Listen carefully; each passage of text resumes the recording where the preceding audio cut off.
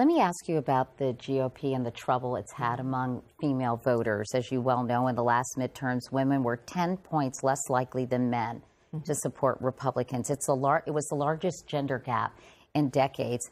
How do you shore that up for the GOP? Well, you know, I think the Democrats, when they talk about the war on women, we have to, I have been, putting some facts out there. So a lot of times women will come up to me and say, you know, I'm very uncomfortable with the extreme position that the Republican Party takes on abortion. And so I'll say, look, do you know what the Democratic position is? Most people don't, by the way. The Democratic policy is any abortion, any time, for any reason, at any point in a woman's pregnancy, right up until the last minute, to be paid for by taxpayers. Barbara Boxer described this policy as it's not a life until it leaves the hospital. How do you feel about that? Most women are horrified. If I ask women, how do you feel about the fact that a 13-year-old girl needs her mother's permission to go to a tanning salon, but not to get an abortion?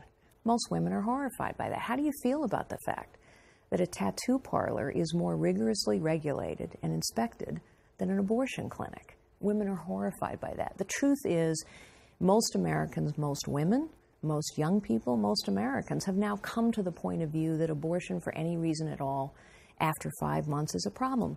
So let's take that common ground. I think our tone matters. We can't be judgmental. We can't be angry.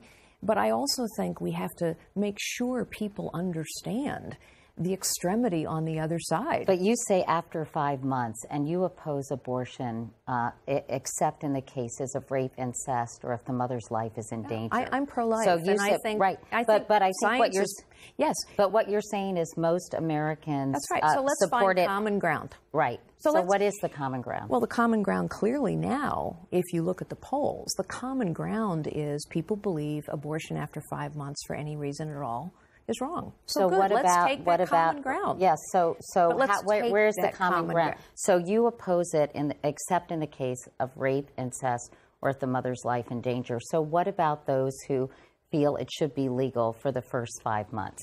You see, Katie, I think you're just jumping over what I just said. So what the political class on both sides has done for way too long is argue at the extremes. And in the meantime, there is real common ground.